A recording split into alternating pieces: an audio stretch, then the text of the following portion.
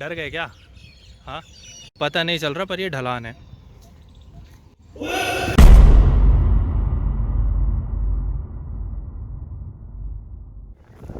चलो bro, finally ये दिन भी आ ही गया। हाँ यार, सही में क्या क्या था हमारा?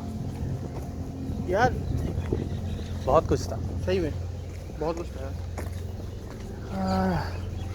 यार सारा सामान आ गया अपना। हाँ यार, ये तो था सामान। ये अबे यार, मैं चोर बैग रह गया मेरा। चलो लेकर के आते हैं। भूल कैसे गया सामान? अबे हो जाता भाई, उम्र का तकाजा है। उम्र बढ़ती जा रही है, बाल सफ़ेद होते जा रहे हैं, क्या करें। इम्पोर्टेंट सामान है सर। चलो। तो ना शोक भाई, भूल ही जाता है सब कुछ, समझो। सस्ते नशे करनी नहीं चाहिए ब्रो।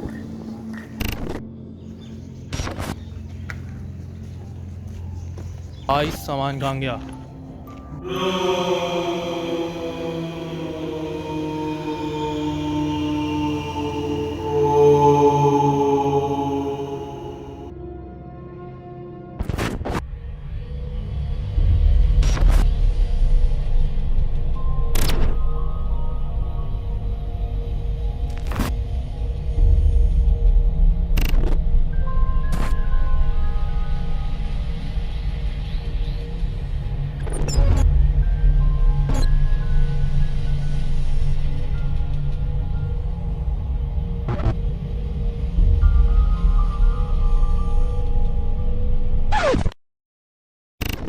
तो आइए आज हम बात करते हैं एक बहुत ही वियर्ड केस के बारे में, जो हिस्ट्री का एक बहुत ही फेमस केस है। वो केस है रोएनोक आइलैंड्स का। Roanoke colony. नाम अब चेंज हो चुका है thanks to Vin Diesel, but that does not matter today. What matters is कि वहाँ पे अमेरिकन। तो 1587 में इंग्लैंड ने सोचा कि चलो कहीं और कॉलोनीज बनाते हैं और कॉलोनी रिजर्व करते हैं। तो उन्होंने क्या सोचा कि क्यों ना हम अमेरिका पे कॉलोनाइज करें, क्योंकि वो लैंड उनके लिए बहुत ही नई थी और दुनिया के लिए भी अमेरिका इतना ज़्यादा खोजा नहीं गया था उस समय तक। तो हुआ क्या कि उस टाइम पे एक सर थे वहाँ पे, सर एडवर्ड करके। उन सर का कुछ काम नहीं था, बस उनके पास पैसा बहुत था। तो हुआ ये कि उन्होंने कहा कि भाई यूएस में कॉलोनी बनाई जाती है तो एक बंदा उठा के भेज देते हैं, क्योंकि पैसा तो बहुत है ही। तो फिर उन्होंने क्या करा, पकड़ा जॉन वाइट को। और फिर जॉन वाइट ने करा ये कि 115 बंदे, उसमें कुछ बंदियाँ भी थी और कुछ बच्चे भी थे, उन सबको इकट्ठा करा और बोला चलो कॉलोनी बनाते हैं। फिर उन्होंने पूछा भाई कहाँ बनाते हैं? कह रहे भाई यूएस जाएंगे, कॉलोनी बसाएंगे, मज़ा आएगा। फिर उसके बाद हुआ ये कि पहले तो वो लोग माने नहीं। फिर जॉन वाइट ने कैसे ना कैसे करके मना लिया और उनको ले गया रोएनोक आइलैंड की ओर। ये रोएनोक आइलैंड एक बहुत ही एक ऐसी जगह थी जो कभी भी डिस्कवर नहीं हुई थी। और जैसे ही वो 115 लोग वहाँ पहुँचे तो उन्हें अचानक से रियलाइज़ हुआ कि हमारे पास एक्चुअली क्लोथ, फूड, इन सब चीज़ों का इनफ सप्लाई है ही नहीं यहाँ सस्टेन करने के लिए। तो बेसिकली हुआ ये कि वो लोग स्कूल पहुंच गए पर बैग रह गए घर पे, जिसमें किताबें थी, पेंसिल थी, बेसिक सप्लाईज थी। और पर ये घर, सॉरी काटने के लिए, पर जो ये घर था ये था उनका इंग्लैंड, जो कि था वहाँ से काफ़ी लंबी जर्नी के बाद दूर। और ऑल्दो स्कूल की तरह वहाँ टीचर नहीं थी उन्हें डांटने के लिए, लेकिन फिर भी जॉन वाइट ने यह फैसला किया कि मैं वापस इंग्लैंड जाऊँगा और इनफ सप्लाईज और क्लोथ लेके आऊँगा लोगों के लिए। अगर टीचर भाई बिना खाने के जिंदा थोड़ी रह सकते थे, टीचर नहीं थी डांटने के लिए। सही बात। तो जॉन वाइट गए वापस, लेकिन जॉन वाइट की किस्मत ही खराब थी। तो जॉन वाइट की किस्मत ख़राब क्यों थी ये हम सबके दिमाग में आएगा, क्योंकि जैसे ही जॉन वाइट पहुँचे वहाँ पे वापस, वहाँ पे छिड़ गई जंग। स्पेन ने हमला कर दिया इंग्लैंड के ऊपर, इंग्लैंड ने दे दिया जवाब लड़ाई के अंदर। अब क्वीन एलिजाबेथ ने उस टाइम पे सोचा कि मैं इस जंग में जीतने के लिए क्या कर सकती हूँ। तो उन्होंने बोला जो मेरे को शिप नज़र आएगी वो जाएगी वॉर में, और उनको नज़र आ गई जॉन वाइट की शिप। तो जॉन वाइट ने वहाँ पे पहले तो 3 साल तक उस जंग के अंदर लड़ाई करी, फिर जंग जितवाई और फिर उसके बाद गए वापस रोएनोक आइलैंड पे। उस दौरान जॉन वाइट की वहाँ पे जो पोती पैदा हुई थी जिसका नाम था वर्जीनिया डेयर, वो पहली इंग्लिश वुमेन बनी जो कि अमेरिका के अंदर पैदा हुई थी, मतलब बेसिकली अमेरिकन सॉइल के ऊपर। और फिर जब जॉन वाइट वहाँ पहुँचे तो उन्होंने देखा कि यहाँ तो कुछ भी नहीं है। So basically it was like someone's love life.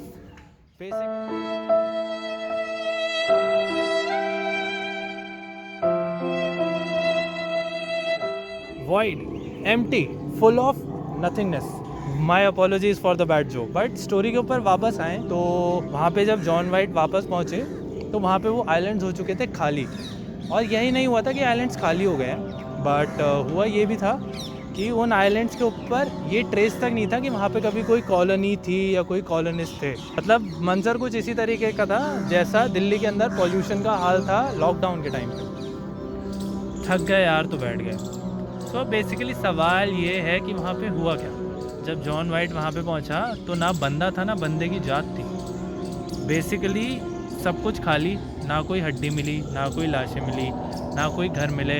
Even ऐसा हाल हो गया था कि वहाँ पे उनको कोई प्रूफ भी नहीं मिला कि यहाँ पे इंसान कभी रहते भी थे. पर उनको फिर भी एक चीज़ मिल गई वहाँ पे. क्या था वो, आप बताओ. एक बहुत ही अजीब सा साइन जो हिस्ट्री में बहुत सारी जगह देखा गया है. बेसिकली साइन भी नहीं था वो था एक वर्ड, और वो वर्ड था CROATON.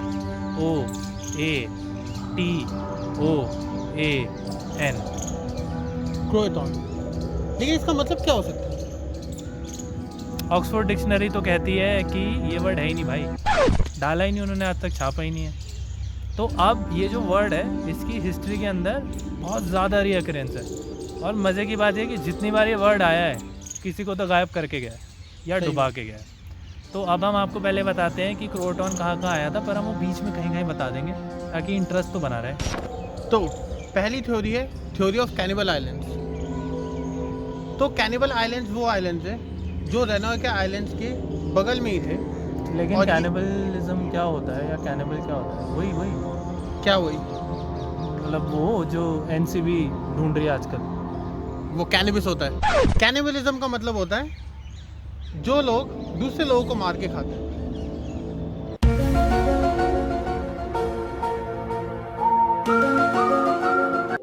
हाँ, एक्चुअल में ऐसे लोग एग्जिस्ट करते हैं. तो रेनॉय के आइलैंड के करते हैं या करते थे? करते थे. तो रेनॉय के आइलैंड्स के बगल में ही 3 आइलैंड्स थे जो बहुत नोन थे कैनिबलिज्म के लिए.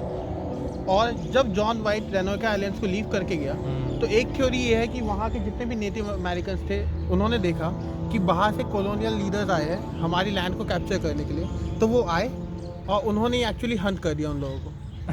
हाँ, मतलब उन्होंने सोचा कि हम लोग जाके इनको रूल करेंगे, उन्होंने उनका रात को टिक्का बना के खा लिया. हाँ, तो उन्होंने वो टिक्का बना के खा लिया एक्चुअली. ये है पहली थ्योरी. दूसरी थ्योरी हमारे पास ये है कि जितने भी 115 एक सेकेंड. दूसरी थ्योरी से पहले मैं क्रोटोन वर्ड के बारे में कुछ बहुत एपिक चीज़ बताता हूँ. सो 1888 के अंदर एक बंदा था, आई गेस रॉबर्ट ब्लैक नाम से. सो वो एक घोड़ा गाड़ी चलाता था और उसी के साथ साथ बहुत तगड़ा था रॉबर. तो 1888 के अंदर पुलिस ने ऐसा कमाल दिखाया कि उसको पकड़ के डाल दिया जेल में. फिर उसके बाद पुलिस ने सोचा कि अब काफ़ी टाइम गुजार लिया इसने जेल में, है ना, कुछ दिन से ज़्यादा ही हो गए हैं. तो फिर उन्होंने उसको निकाल दिया जेल से. लेकिन जेल से निकलने से पहले उसने अपनी जेल वॉल के अंदर वर्ड लिखा क्रोटॉन, जिसके बारे में हम लोगों ने आप लोगों को पहले भी बताया. और जिस दिन वो जेल से निकला उसके बाद से लेके आज तक उसको किसी ने नहीं देखा. लेकिन होपफुली आज तक वो मर चुका होगा, फिंगर्स क्रॉस्ड. लेकिन ये कितना अजीब कोइंसिडेंस नहीं है कि वहाँ रॉबर्ट ब्लैक, यहाँ जॉन वाइट. पहला है ये सर, अभी और आ रहे हैं. ठीक है. तो सेकंड थ्योरी हमारे पास है कि जितने भी 115 लोग थे उन्हें ये लगा कि जॉन वाइट एक्चुअली वापस रिटर्न नहीं कर रहे, क्योंकि जॉन वाइट को बहुत टाइम हो गया था, 3 साल हो गए थे वापस आते आते. उनको तो पता नहीं था वहाँ लड़ाई मची पड़ी है. हाँ, स्पेन ने यूके पे हमला कर दिया, यूके वापस लड़ रहा है. क्वीन एलिजाबेथ ने जॉन वाइट की शिप देख रही, कह रही इसको लड़वा दो. तो एक्चुअली लोगों को लगा कि जो जॉन वाइट है वो एक्चुअली उनके साथ स्कैम करके चले गया, जैसे कि अनुराधा चिटफंड ने किया था. चलते. अरे किधर गया ऑफिस? अरे हमारे पैसे किधर है? ये तो खंडर है.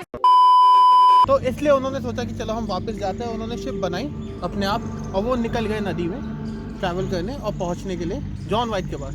लेकिन तूफान आ गया क्योंकि उस समय जो ओशन करेंट्स थे वो बिल्कुल ही फेवरेबल नहीं थे और वो सारे के सारे डूब के मर गए. ये भी ठीक है. उसके अलावा एक थर्ड थ्योरी भी आती है जो एक बहुत ही अजीब थ्योरी है, जिसमें बेसिकली एलियन उतरे, उनको उठा के ले गए. एलियन वाली थ्योरी. एक्चुअली मैं मानता हूँ कि ऐसा हो सकता है क्योंकि एलियन के बहुत सारे ऐसे केसेस पहले भी आए हैं जहाँ हम लोगों एलियन ने उठा के ले गए. हाँ, मतलब लोग सोचते हैं कि हाँ आपने alien देखा ले था? गए. मैंने कोई मिल गया मैं ही देखा है सिर्फ ये, और वो भी किसी काम का नहीं था। इतना उसको मेरे तो को छोड़ पता के है। चले गए थे, उठा के तो क्या हाँ, लेके उसको जाते छोड़ हैं। के चले गए थे। सो इससे पहले हम लोग आगे वाली थ्योरी पे जाए, क्रोटोन वर्ड के बारे में और मिस्टीरियस रिकरेंसेस थी कि एक हॉरर ऑथर थे एम्ब्रोस बियर्स के नाम से, 1930 के अंदर वो मैक्सिको में गायब हो गए। बट मज़े की बात ये है, मतलब उतने मज़े की भी बात भी नहीं है, पर उनके बेड पोस्ट के पास भी मिस्टीरियसली यही वाला वर्ड क्राफ्ट था। ऑल्सो एक घोस्ट शिप थी जो कि 1921 के अंदर एक आइलैंड के पास जाके टकराई और उसके बाद पानी के अंदर डूब गई। और जब उस शिप की लॉग बुक मिली तो उसके अंदर भी जो फाइनल वर्ड था वो था क्रोटोन, और ये जो शिप थी ये डूबी थी क्रोटोन आइलैंड्स के पास में। ऑल्सो एमिलिया ईयरहार्ट कर के एक औरत थी, 1937 के अंदर वो भी डिसअपीयर हो गई।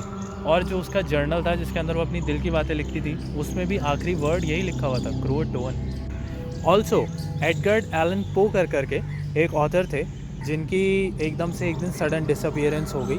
और हुआ ये कि वो उस दिन होने के बाद बेल्टिमोर मैरीलैंड के अंदर एक गटर के अंदर पड़े हुए मिले, और जिस टाइम वो मरने वाले थे उस टाइम पे उन्होंने कुछ वर्ड्स बड़बड़ाए, और उन सारे वर्ड्स में से एक ही वर्ड जो है सबसे अजीब लग रहा था सुनने में, वो फिर से था क्रोटोन। तो जो फोर्थ थ्योरी है हमारी वो है डायरेक्ट वॉकिंग डेड से निकलते हुए ज़ॉम्बी एपोकलिप्स। तो मेनली क्या हुआ कि वहाँ कोई ऐसा वायरस आया, ज़ॉम्बी वायरस, जिसने सबको इन्फेक्ट किया, सबने एक दूसरे को ही खा लिया और सबका वहाँ गॉन हो गया।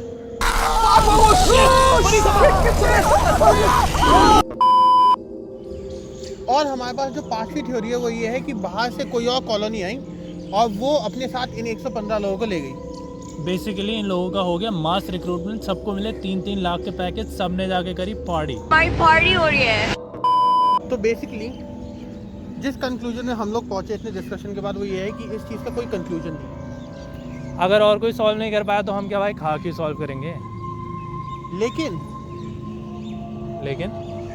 अगर आप में से किसी के भी दादा दादी ने ये सेम स्टोरी आपको सुनाई हो और उन्होंने बोला हो कि हम लोग भाई 7 समंदर पार कर आए हैं, इस वाली जगह पे अपने आप को ऐसे बसाया है और बहुत ही बुरा हो गया था, हमें किसी ने आइलैंड पे छोड़ दिया था खाली, तो समझ जाना कि आपके दादा दादी हैं रोanoke आइलैंड से भाई, और ज़िंदा हैं, हमें भी बताना, हमें पता चलेगा। एंड दैट इज़ इट, पहली वीडियो थी। So do subscribe to our channel and like कर देना, शेयर कर देना, कमेंट कर देना भाई तुम लोगों को क्या लगता है कि क्या हुआ होगा।